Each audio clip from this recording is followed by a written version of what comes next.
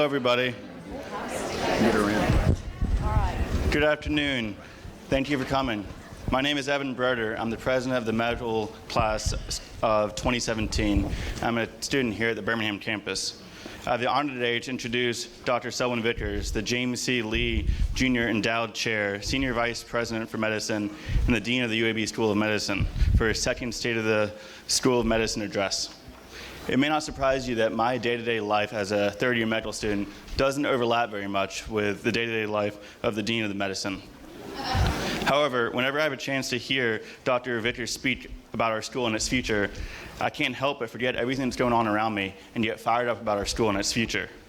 Passionate leaders with clear visions to the future inspire confidence and great results in those around them. And Dr. Vickers is one of those leaders. Please join me in welcoming Dr. Vickers.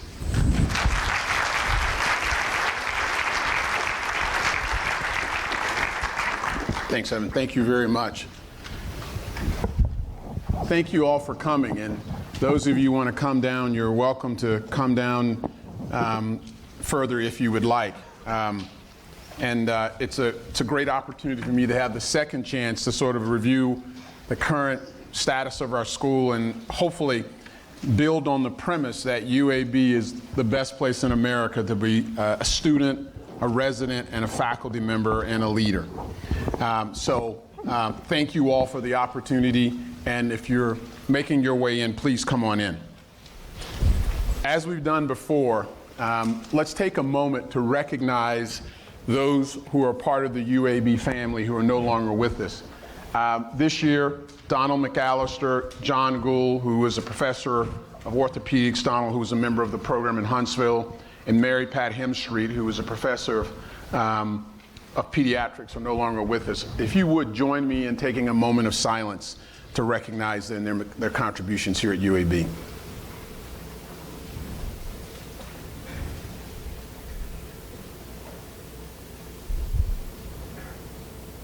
Thank you. So certainly for me, one of the key things is recognizing leadership, and as I did last year, I want to recognize Dr. Watts, who really laid a tremendous foundation in this office, but continually does that for our university. Ray really has set the bar high, continually pushes me and the rest of the university toward excellence and a national trajectory. And I really want to thank him for his leadership and continued support.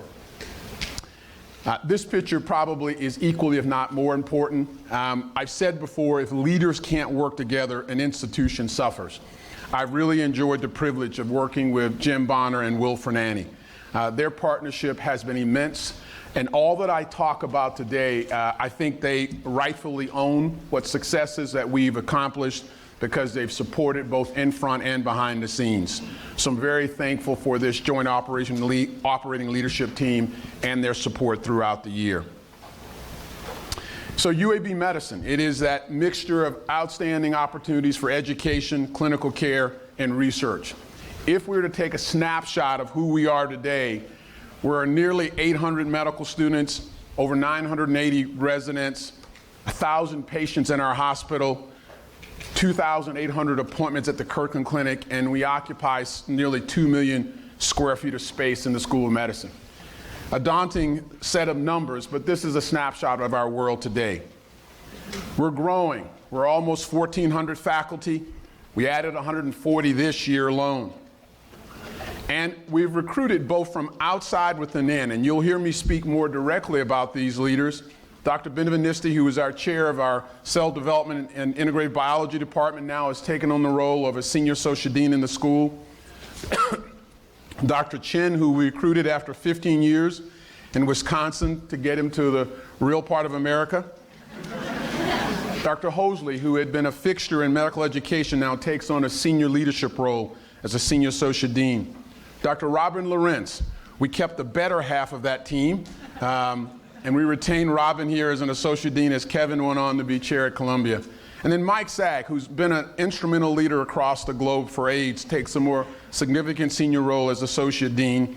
And then Jay Zhang, we recruited from Minnesota, is the premier scaffolding stem cell leader in cardiac disease to be the inaugural chair of our joint biomedical engineering department. These words hopefully mean more than just what they stand for by writing: trustworthy, transparent, accountable, collaborative, challenging the status quo, being supportive. These are the core values that we want to espouse as a part of the Dean's leadership team and our chairs. And we want to demonstrate that on a daily basis to our faculty. I've had the privilege of working with Anupam Agarwal as the Executive Vice Dean. Anupam laid a great opportunity for me to come in as he served as interim. But in his role as Executive Vice Dean, he's been a great confidant for me. More importantly, he's facilitated recruitment of leadership positions and retention of key faculty. He's led efforts to reorganize our clinical trials infrastructure. He led an effort to oversee and develop a strategy for our lung transplant program. He oversees with Tika the Pittman Scholars Awards, which you'll hear more about, and he's organized with her as well internal reviews of Center Grants P&U Awards. Dawn Bogarella has been really critical for our financial management. She and Lakeisha Mack have really added a whole higher level of accountability for me as a leader, but also for our school. She oversees our Academic Enrichment Fund and its management. She co-chaired our AMC 21 Reload Pillar Committee. She's also led initiatives to consider consolidated financial statements, as well as removing debt as much as we can from our books.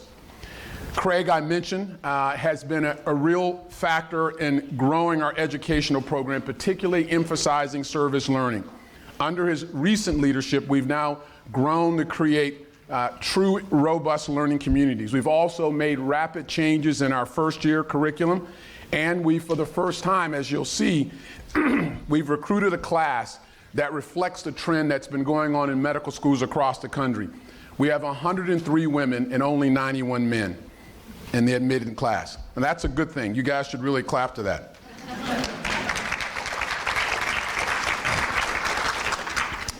Mona Fuad, who was one of the first additions, has done a phenomenal job in building our diversity platform. She's led each department in developing a comprehensive strategy for diversity across the school. And she's trumpeted this idea that diversity really is about excellence. And a byproduct, we get equity, but the real focus is about excellence. She's also reestablished a chapter of the American Medical Women's Association and established a Women's in Science program. And she's included a great introductory for our first-year students in a diversity and health disparities boot camp. David Rogers has been busy as well. David is our Senior Associate Dean for Faculty Affairs and has taken on the idea of dealing with faculty stress. And you'll see more about that, but he's taken that as an initiative. He's also dealing with the issue related to faculty engagement and evaluation, and has led our efforts for the Dean's Excellence Awards. And finally, our two research-focused leaders. Bob Kimberly has worked diligently to secure our largest award in probably our school's history. The CCTS, which you'll see more about, which we received, is a large grant, nearly $34 million, and Bob is leading that effort across the Deep South with UAB as the lead. He led our recruitment effort for our informatics leader and part of our clinical trials initiative, as well as our regional partnership. Now, I saved Tika for last because she has the most work to do in this upcoming year. She has to oversee our AEF, and as it rolls out to our faculty and recruitment in personalized medicine and genomics, she also has the daunting task to really get a handle on our space needs that's continually growing as we recruit and grow our faculty size. But more than ever, I think she's up to the task and will do a great job in this new role. So I'll speak hopefully distinctly and clearly, but probably a little bit faster. The foundation of our success are our department chairs, and they're critical to the foundation in everything we do. And as you'll see as we rotate through this talk, that the chairs are fundamental to what we do now and in the future. Bill Andrews leads what arguably is one of the best OBGYN departments in the country, and they've maintained the rank of number 2 in NIH funding for several years, and they're continuing to grow. Dean Asimos has really grown the clinical aspects of urology, adding outstanding uro-oncologists, but also maintaining a really strong research base in stone disease. Marianne Bornstein has finally gotten her junior faculty moving toward getting their grants funded. She's done a yeoman's job in supporting and mentoring them, and they're growing now through their research endeavors. James Bonner has done a great job as president of the foundation, but has done a tremendous effort in trying to bring protons and renewing our gamma knife. Sherry Cannon has really shepherded the burden of the cyclotron as it really comes online. She's recruited an outstanding group from WashU that now will help bring that to its full fruition. Our new Department of ENT is led by Bill Carroll, and as you know, Bill is an outstanding clinician, but an NIH-funded investigator who is leading and really maintaining a strong department since Evan Rosenthal has left. Herb Chin, I mentioned, is a recruit that we are excited to have here. Herb is going to be a transformative leader in surgery. Mitch Coyne, we recruited 2 years ago. Mitch has continually to grow pediatrics. He's recruiting a number of new leaders, particularly Smita Bhatia, who started the Cancer Outcomes Institute that's a part of pediatrics, and now he's recruiting a new leader for Hem-Onc. Craig Elmitz has served admirably for 17 years in dermatology, but even in his transition year, the derm department has probably grown more in NIH funding than it has in its entire period, and that's largely due to Craig's efforts. Chris Gerken has been an outstanding leader in ophthalmology. Ophthalmology has grown its clinical enterprise significantly. They're expanding their OR capacity, and at the same time, he's grown his NIH funding by almost 30%. Mike Harrington has served as chair of family medicine for over 20 years. Is stepping down, has been a champion for primary care in the state of Alabama and will continually do that on a local and national scale. I mentioned Craig in his new role. Keith Jones has continually built one of the largest and best run anesthesia departments in the country. He started that partnership with Dawn and has continually built it as he's now added the Brookwood group for his clinical practice, but also has significantly grown their NIH portfolio as well. Bruce Korf has done a great job in partnering with Hudson Alpha, leading the Genomics Institute, and has an opportunity to really take our genetics to a new level as we've not seen before. As goes the Department of Medicine, as goes the school. Seth Landefeld has been a tremendous recruiter and advocate for research growth throughout the school and in the department. And you'll hear more about them, but Seth has been an outstanding leader growing the department with aspirations to take it back to a top 10 funded department.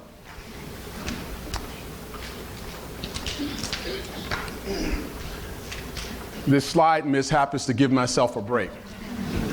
Fran Lund has done an outstanding job in microbiology. One of her junior faculty members last year was a Pittman Scholar, and she's continually growing that department. A large year award that she got in the context with her husband, Troy Randall, and is doing an outstanding job as a leader. Jim Markert has shepherded a neurosurgery department that's seen its most productive year clinically ever and has recruited one of the national leaders in neuro-oncology with Dr. Nakano. Amy McLean has continued to grow rehab. She's now reaching out for a broader partnership through our health system with the Lakeshore Rehab Group and has again taken the research efforts of that department to be a top 10 funded department. Jim Meta-Woodruff has created really a phenomenal psychiatric group. He has a chance to fill 3 chairs this year that will hopefully continually grow their research profile. Janice Sanford oversees one of the busiest ER departments in the country, and with Henry Wang has created an outstanding research enterprise. Gene Siegel has done a great job in his interim role, continually maintaining faculty enthusiasm and recruitment as we search for a new chair. Dave Standard has overseen the development of the first comprehensive stroke unit in the state of Alabama and also grown their research enterprise significantly. Dave Sweat still leads and obviously one of the premier neuroscientists in the country with publications in Nature and Science, and really you'll see highlighted demonstrable work understanding the role of epigenetics and memory. He leads our McKnight Brain Institute and also comprehensively will lead neurosciences. And then Tim Towns. Tim has served for 15 years as a chair and is still moving toward making a cure for sickle cell. Brad Yoder now steps in as the interim chair for cell biology, cell development and integrated biology, and will do a great job. He's just gotten his P30 refunded. And Jay Zhang, I mentioned, is our inaugural chair for bioengineering. Our regional campus leaders have been instrumental to our success. Bob Centaur served for 10 years as the regional campus leader there in Huntsville, stepping down this year, and we'll have a search process go on. Wick Manny has done a great job in launching the Montgomery campus, and Richard Streifer still creates an innovative environment for our students in Tuscaloosa. I mentioned these names of these leaders who've served long tenures as leadership at UAB and will be staying on to continue their service and careers here, but they definitely really received my highest regard for their hard work and leadership throughout the years, and I really appreciate their efforts. Mike, Craig, and Rob and Tim have been outstanding leaders. So in this process, the chairs and the dean's leadership team have actively been involved in these three areas: retention, which you often don't see behind the scenes; reinvestment, which you need to see more of; and recruitment, which we continually do. As it relates to recruitment, we're recruiting chairs in pathology now and dermatology. Within the next year, we'll be recruiting basic science chairs in cell developmental biology, family medicine. We're now recruiting a leader for personalized medicine. I put this here, not formally announced, but the Cancer Center has had its best review probably in its history. And that in large part has been led by Ed Partridge. And Ed has done a phenomenal job, initially as interim director and finally as permanent director. And he really has created a stellar platform to really lead our Cancer Center forward. But in a year or so, Ed will be moving on and we'll be looking to recruit a leader here. But he needs to be recognized for what he's done. He's a great friend, a great scientist and leader, and I'm greatly appreciative of what he's done for our Cancer Center. And likewise, we'll also be recruiting a regional campus dean in Huntsville. We've done these efforts for internal growth. We've made our bridge funding more flexible. We've added opportunities for internal funding for impact awards, and we've created a number of internal RFAs. And then we've continued to recruit through our departments a large number of funded investigators coming in from across the country, as well as we're now undergoing this active effort to look at space renewal utilization and our policies for space. So education. Craig is not alone in these efforts. He has an outstanding team.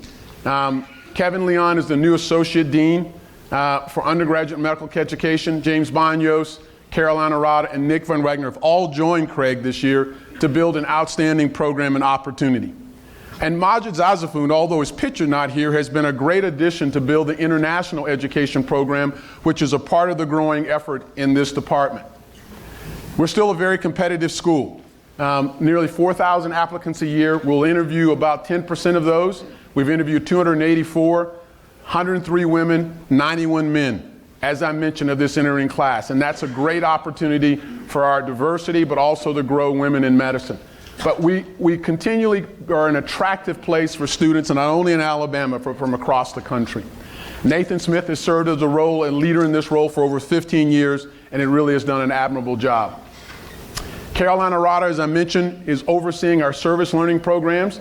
Her key job will be integrating the learning communities into our medical curriculum. She also oversees the Schweitzer Fellowship with Kristen Boggs. We're the 13th Schweitzer program, really the first in the Deep South. We're the chapter for Alabama. It's a program that formalizes service learning for fellows, which are students in either nursing, medicine, public health. And some of our schools in the area also will be open to be a part of this. But it's a great opportunity for our students to actually put into place significant things they've learned to impact the community they live in. It will have an impact through understanding health disparities, cultural competency, and social determinants of health. Our learning communities, I think, in more ways than one, will be transformative for our medical school. Our students coming in now will be connected to a small college that will allow them to have the ability to understand issues of interprofessional development, teamwork, as well as their own curriculum and development through a smaller group. They'll have senior mentors in these groups, but they will connect with students throughout the continuum of their 4 years.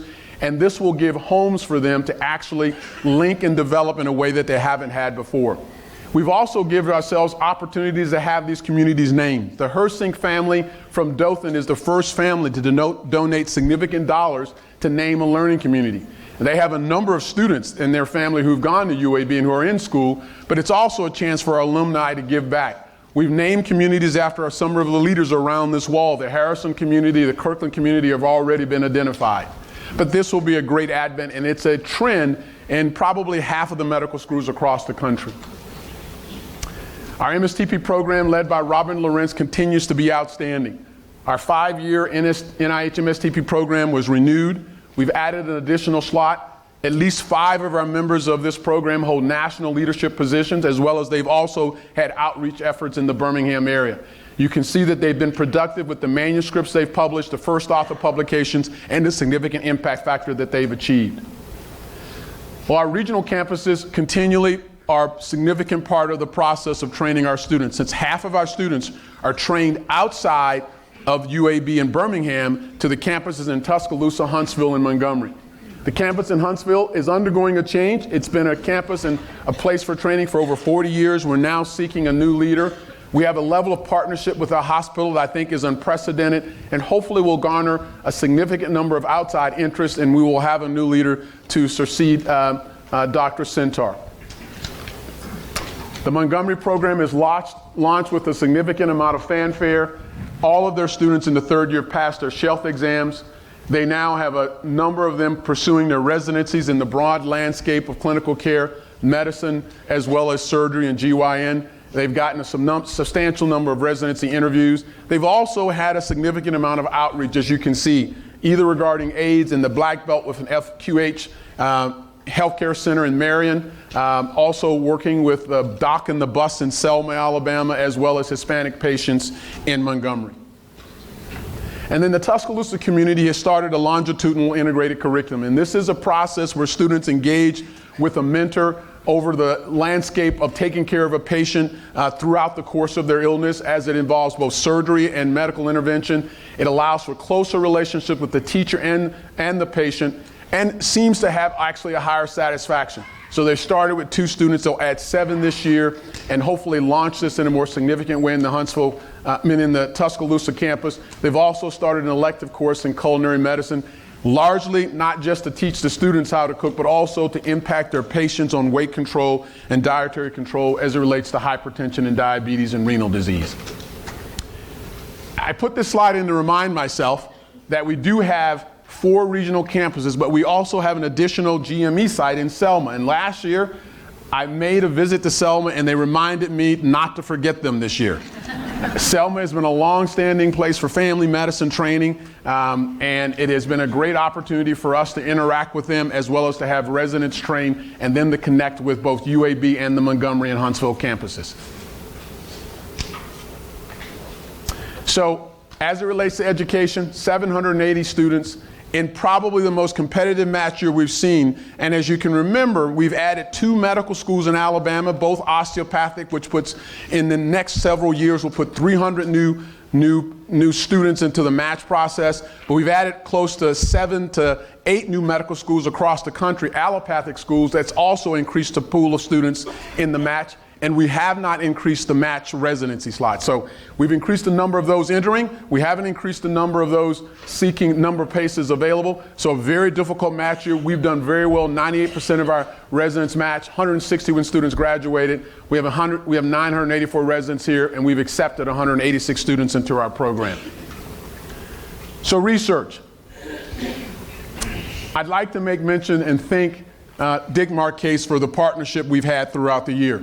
This also gives me a note to really thank our UWork centers. And they have been really critical to the success of our growth at UAB. Large majority of them have been central to the School of Medicine's growth. We've had new leadership appointment. Most importantly, I wouldn't say most important, but one significant new leader we've had, Steve Rowe, has helped lead our new Center for Cystic Fibrosis and has done a great job taking that over. And yet they are fundamental to where we will go in the future, and I thank Dick for his partnership. I mentioned Tika and Bob, and Tika has this new role that's going to be significant in guiding the AEF and our research platform, as well as developing guidelines with Chad, who's really done a phenomenal job in rolling out and onboarding for our new faculty in his role as assistant dean. And Bob has this daunting task to truly implement the CTSA, not only across UAB, but across the Southeast landscape. So this is where we are, and hopefully each year I can show you positive results, but I have no guarantee of that. But as it relates to our faculty and chairs, we've continued to grow in a significant way. So our opportunity was to move the bar from this rank of 31. And if you continually watch what we've done, we've moved from 31 to 26 and from 26 to 25. We've also now increased our number of NIH-funded investigators to 262, And as you'll see, we've increased our NIH dollars from 133 to 165 million. This chart shows that landscape where we didn't want to be and this change in trajectory where we want to continually to grow. And as you remember what I said, where I think we need to be is inside of the top 20. This next landscape of climbing is going to be difficult because we're competing against others who are seeking to do the same thing, but our faculty have competed better than ever. I didn't go back beyond 2006, but as you can see, we have more NIH dollars than we've ever had before, and arguably maybe more than we've ever had. And so that's a significant amount of growth that we've added nearly $33 million when the NIH budget has been completely flat. This is where we've excelled. And we've excelled in U awards. We do well in big awards. One, because we don't have many silos, if any at all. We collaborate tremendously well, and we value collaboration to the degree that we pursue these grants with a reckless abandon. And maybe reckless is not the term, but with aggressive abandon, and we've been quite successful. We've also increased our R awards. We haven't over the 5 years, but in the last year we've grown by 5%. But more importantly, we've increased our K series, and that's been an emphasis that Tika has had and Bob to want to make sure we grow this pool, and we've done that over the 5-year period, and we'll continually grow that as we want to build a pipeline for our faculty to come. But this has been a great strength of ours. This is where we do need to restore ourselves, though, is this P award category, and this is SPORES. And we have need and opportunity to restore this platform and recruit more faculty to participate, but also strengthen our basic science to increase our capacity to compete for these awards. So our PI numbers have grown, 141, and our multiple PI numbers have grown. As you can see, we have 22 people with more than one R01.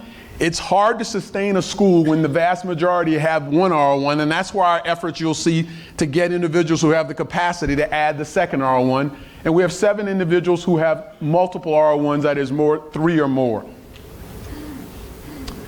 And you've seen that there has been this nice upward trend to grow our faculty number. And that's a churn. That's people retire or leave. That's adding enough that we actually increase a net positive.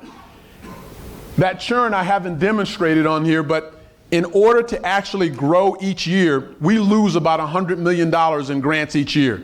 So we have to add more than that number. Next year, we're going to lose $68 million just because of grant cycling out. We'll have to add that number of 68 plus a positive number and do that more than other schools to actually grow in our NIH rank. So no small event, no small achievement to actually grow 7 slots in this year where the budget's been flat. It's not only replacing the grants you lose, but it's actually replacing them at a greater number than your peers.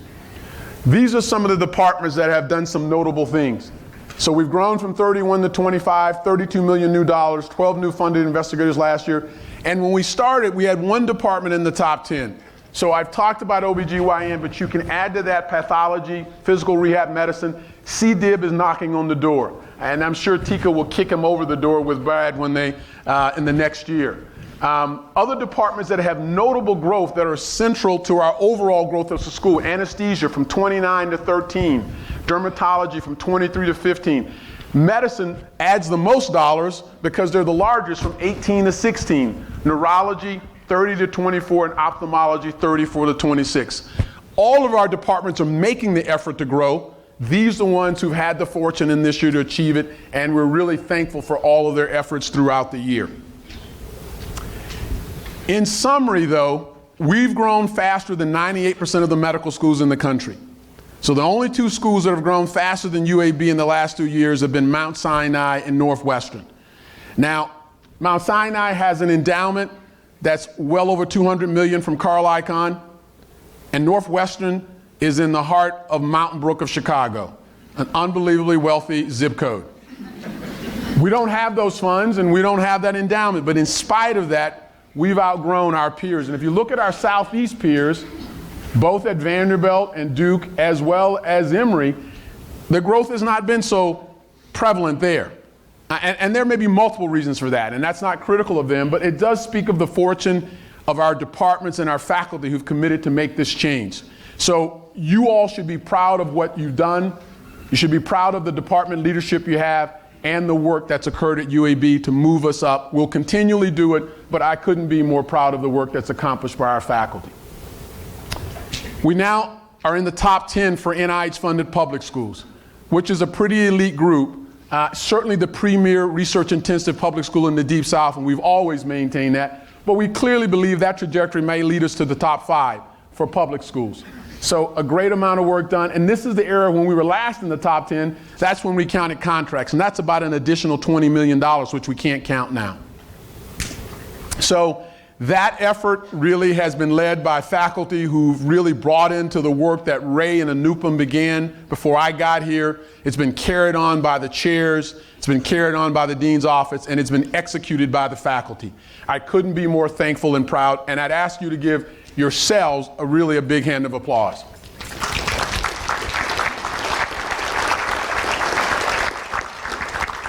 So this is the network that Bob has to master. The CCTS grant really is the Clinical Trials Award for the Deep South. It includes the central hub, UAB, which is the home of this leadership, but it also includes Southern Research, Hudson Alpha, Auburn, Tuskegee, UA in Tuscaloosa, South Alabama, LSU Tulane, and the Pennington Biomedical Research Unit in LSU in Baton Rouge. So it really creates a network that creates big opportunities for partnership along personalized medicine, along clinical trials and clinical research that we have the opportunity to lead for a population of this country that would be left out if it were not for UAB. The grant has contributed over $1 million in pilot projects, over 500 publications, and $33 million in new grants that it has helped develop, and it will continually do that. And so it's a core part of our future, and Bob has a lot of work to do, but it is a key resource for young faculty, for our large U awards and our P awards to move forward. These are our 5 pillars for our research focus areas for the future. They include personalized medicine genomics, informatics, fundamentals of basic science discovery, I3, and population health. And we'll do some efforts this year to try to fund these bottom 3 with some of their own dollars to move forward. So as it relates to personalized medicine genomics, Bruce Korf and Rick Myers have done a great job, and their partnership has been similar to the growth with our efforts around genomics. They funded 3 pilot projects related to both kidney cancer, glioblastoma, and cardiac development. And Nita Limdy has been our interim director for personalized medicine, has really done a phenomenal job in that role, and has led our center to go forward, institute to go forward, and they funded projects around dementia, recurrent ovarian cancer, and AML, as well as allopurinol control.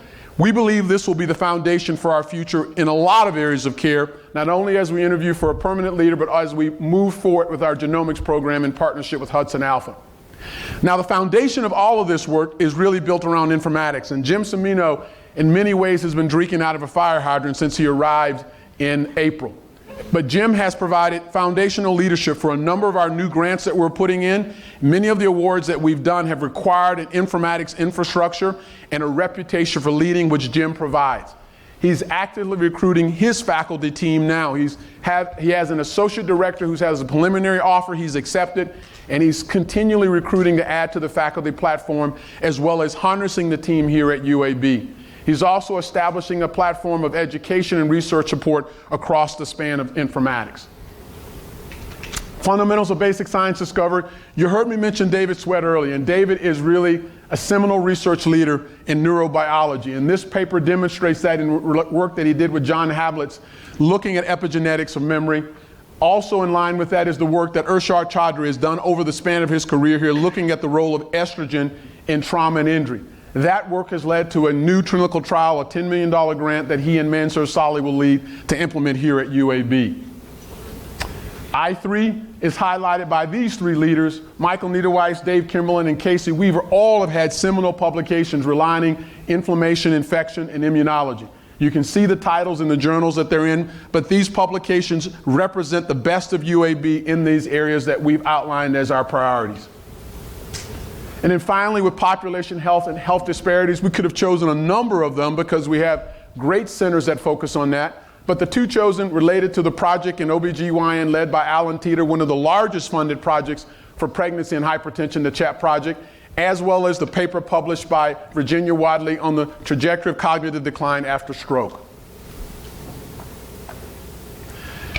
So in order to not only honor our leaders who are in these areas, we knew we needed to build a pipeline. And our Pittman Scholars, this effort overseen by Tika and by Anupam, is an effort to recognize those junior faculty who've showed great promise in moving their careers forward. Each year we've put out a nomination. Last year I think we had close to 30, this year we had 17, and out of these outstanding individuals we've selected 5.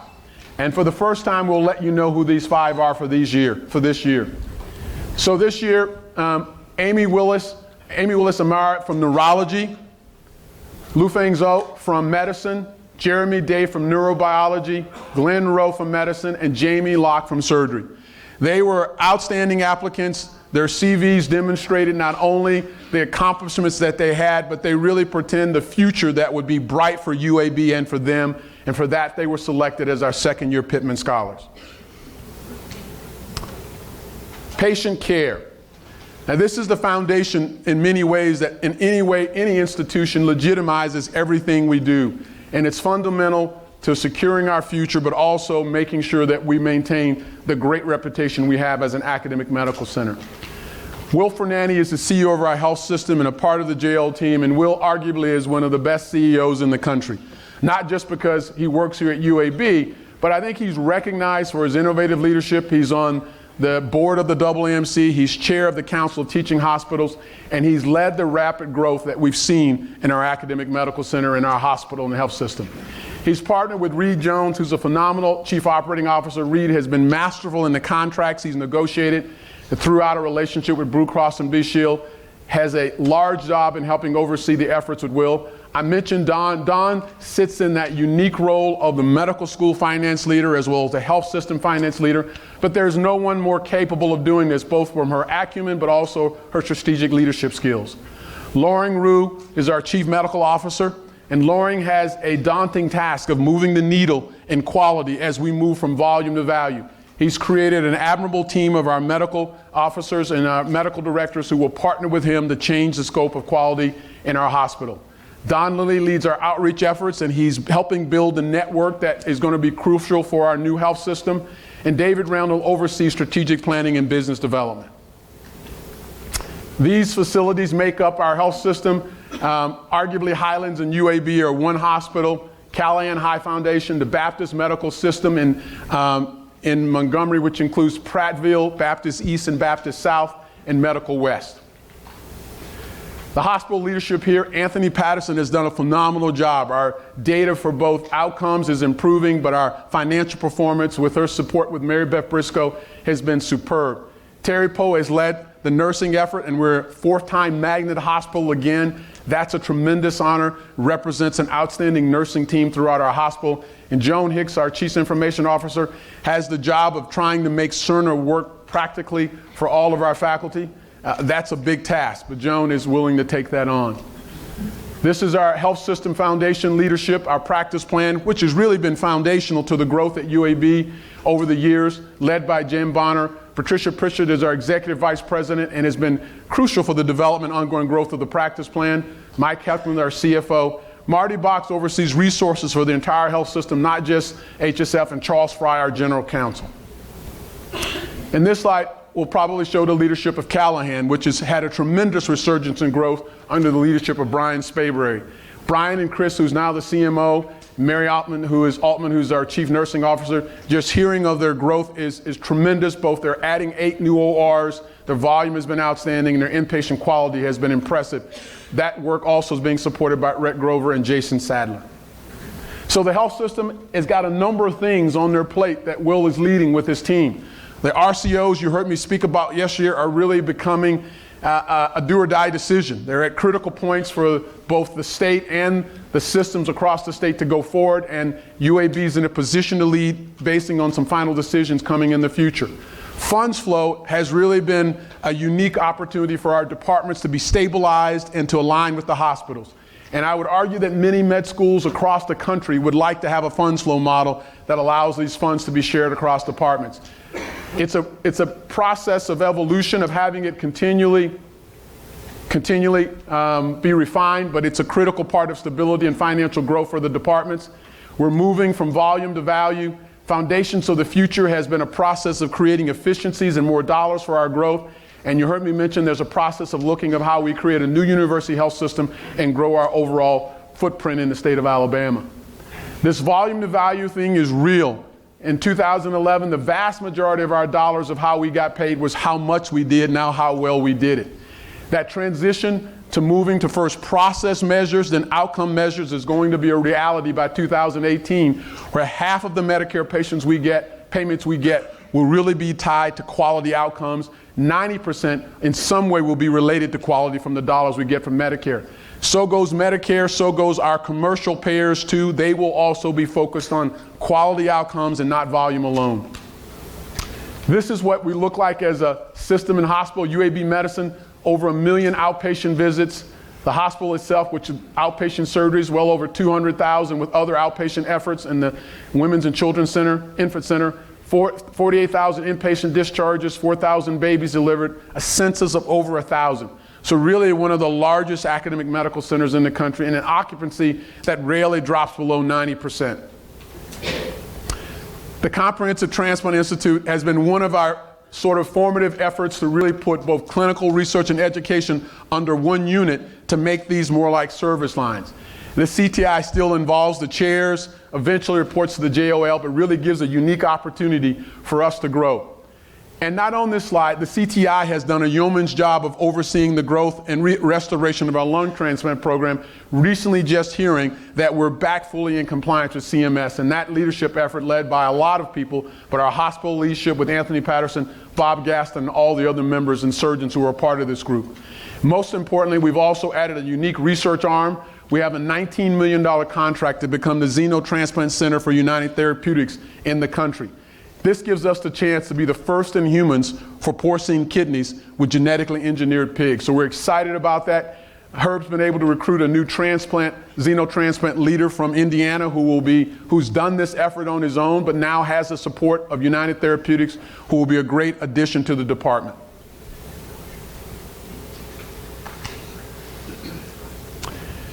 We're also, as I mentioned, the first comprehensive stroke center with certification in the state. We also have opened an LGBT clinic through psychiatry that's already full as well.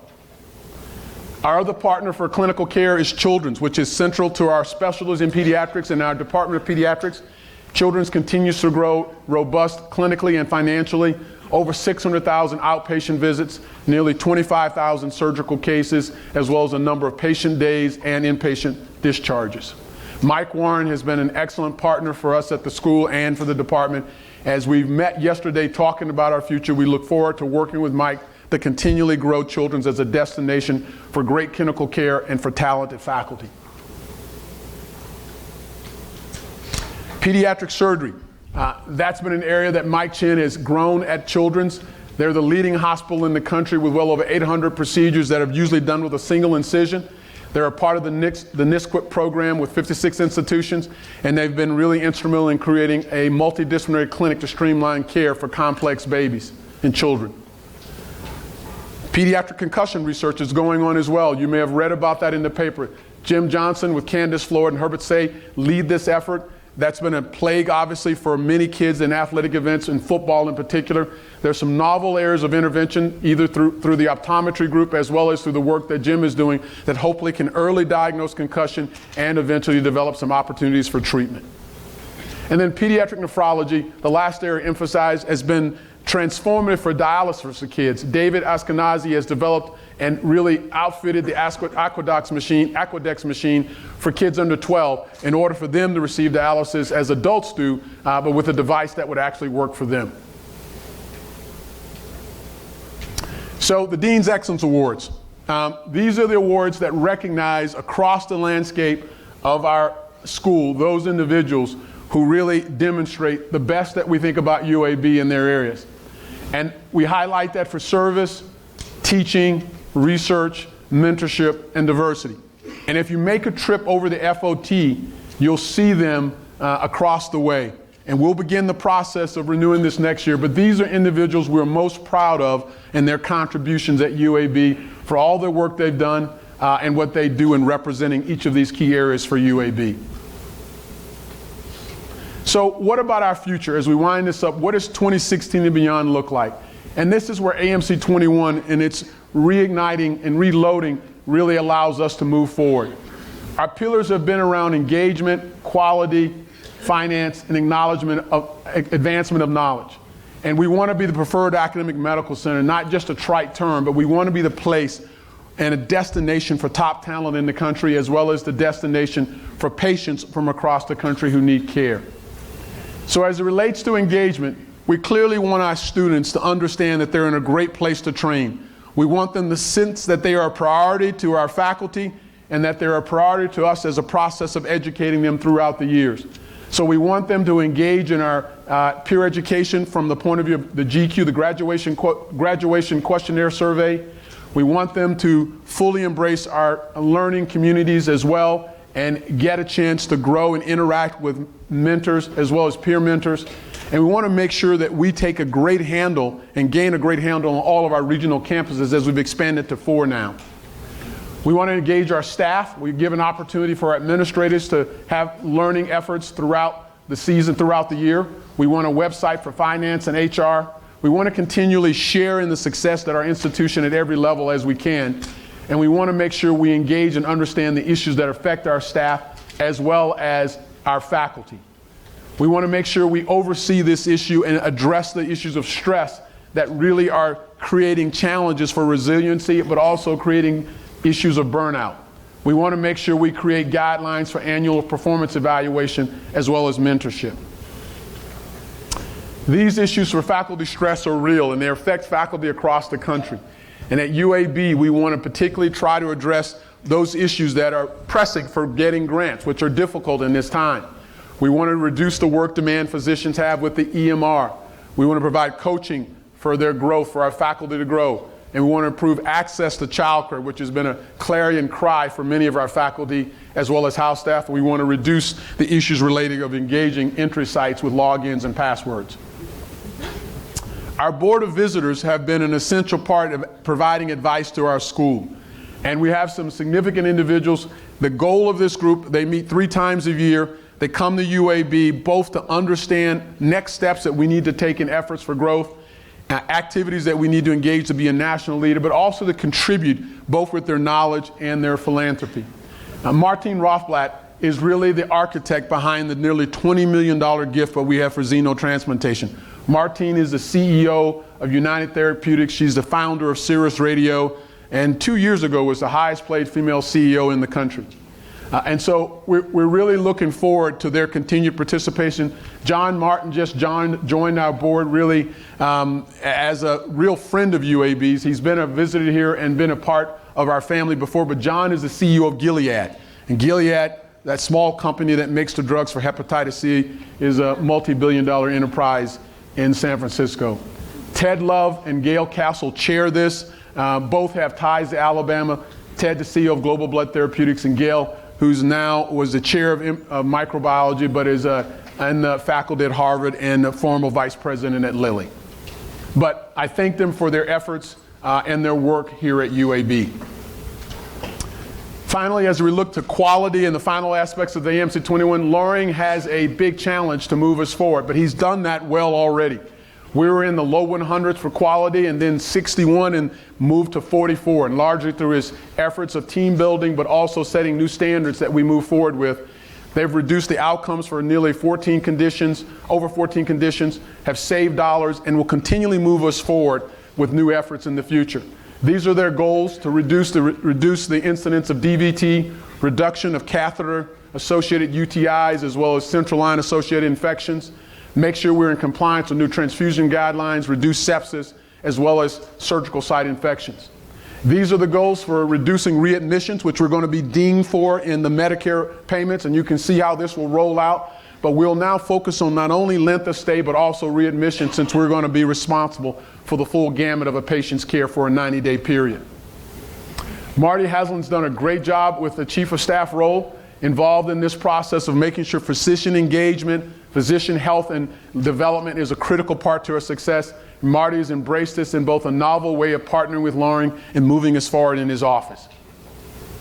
Mona, as I mentioned, has done a great job with diversity, She looks at this across the landscape, will partner with the health system, but has really made this a priority for our school for excellence and will continue to do it as we move AMC 21 along. This is a snapshot of our finances, and you can see where our dollars come from.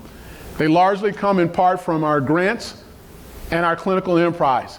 This other is related to patents and other dollars that come from external resources, but the vast majority comes from this side of the equation. We have state appropriations, and we are in some ways a state-assisted school, since about 13% of our budget comes from the state, which we're very appreciative of, and certainly couldn't be who we are without it.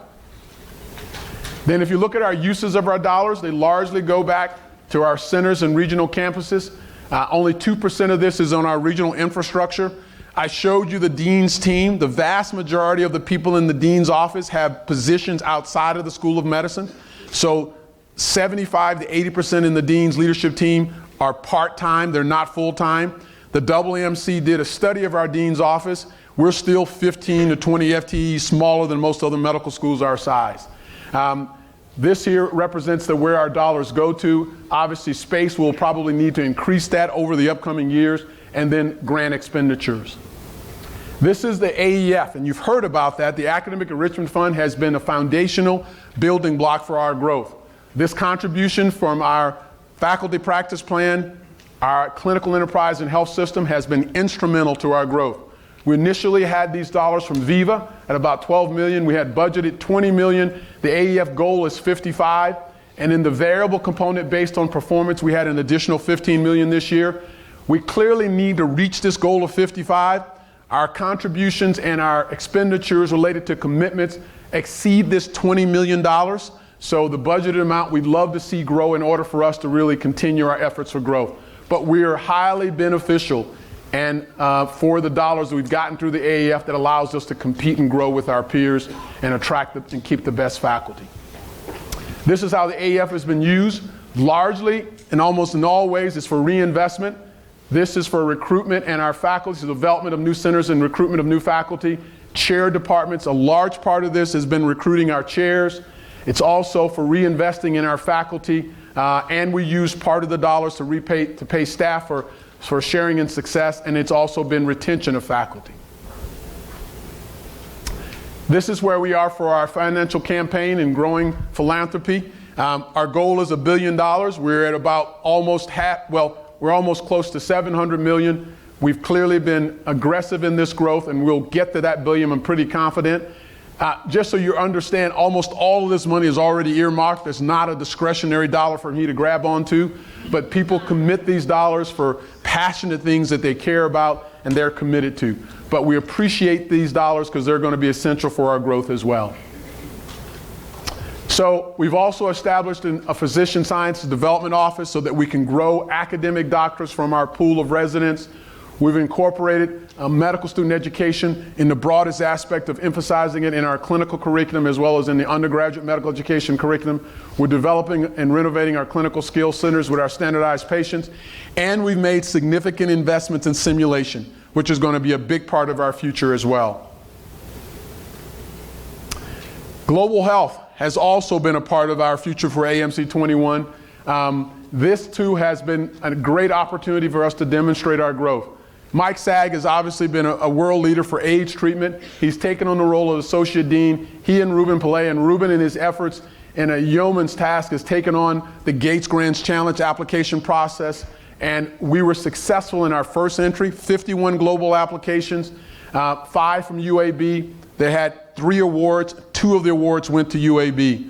And this grant gives us a chance to partner with a new medical school in South Africa, largely driven out of our Department of GYN with their faculty, but it also shows the competitive nature we have in completing on a global scale. We've now reinstituted a relationship with CIDRS. We have an NIH-funded clinical trials unit that'll be led by Mike in Zambia as well.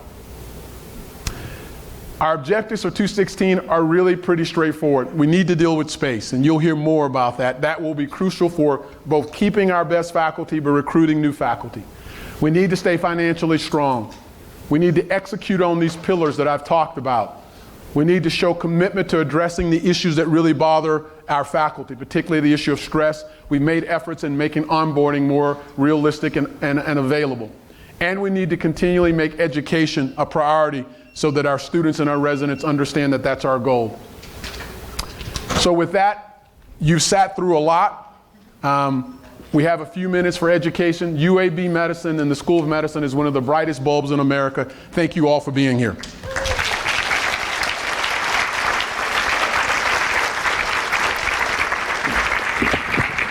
There are a few people who I know have to leave, but I must really thank people who helped put this together. Paige Dorman, Kendra Carter, Tyler Ferguson, Carrie Gerlich, and our communications group did a phenomenal job. I mentioned in passing, but in our dean's team, Lakeisha Mack and Tony Leith are essential to our success within the dean's office as well. So I'll take questions, whatever ones you would have.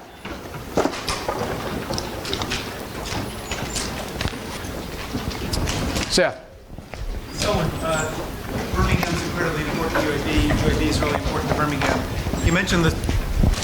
You mentioned the survey that is being done of the Birmingham community, and I wondered if you could tell us more about that, if those priorities have been identified. It sounds like that's a really exciting opportunity. So this year, Ray Watts is the president of the Birmingham Business Alliance.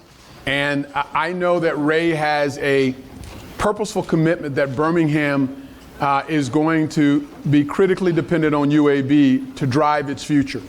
About 3 months ago, UAB, the School of Medicine, Jefferson County Commission, as well as the Birmingham City government invited Bruce Katz from the Brookings Institute to come to Birmingham and to really look at the development of Birmingham's future, largely around innovation zones.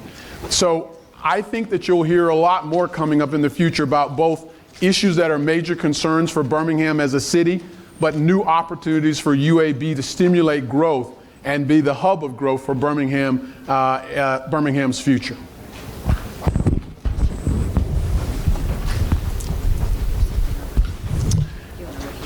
So there are some questions that were submitted earlier. So these questions relate to both space issues and faculty stress. So I would say this. So the first is we have so many space issues. How do you make a decision to prioritize?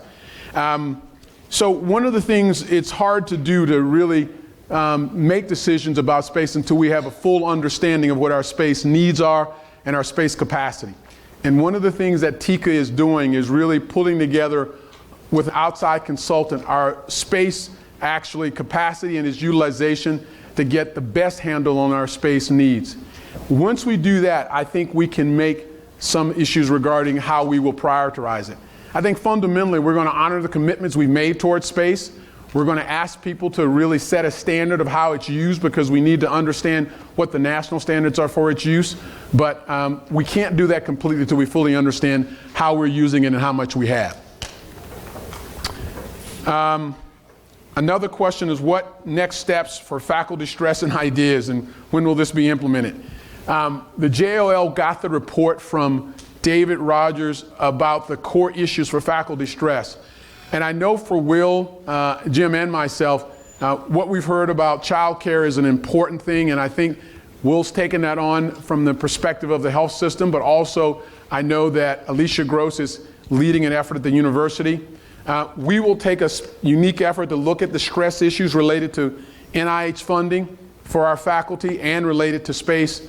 And we will also look at those issues related to the EMR that actually create challenges for our faculty.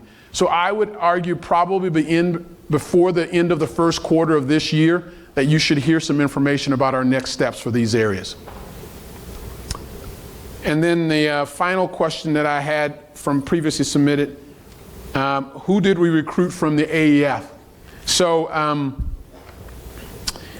all of the chairs who we've recruited in the last 2 years have been products of the AEF. Dr. Bhatia, both Smedia and Ravi were recruited through the AEF. Dr. Chin and Dr. Cohen were recruited from the AEF. The reinvestment in departments that we're doing now will be coming from the AEF. and the RFAs that you've heard about have come from the AEF as well. So a number of our faculty who we can't count down through the chair's recruits will be coming out of the Academic Enrichment Fund. Other questions that you all would have from the audience? It couldn't have been that clear. Hopefully it wasn't that bad, but any other questions? Thank you all.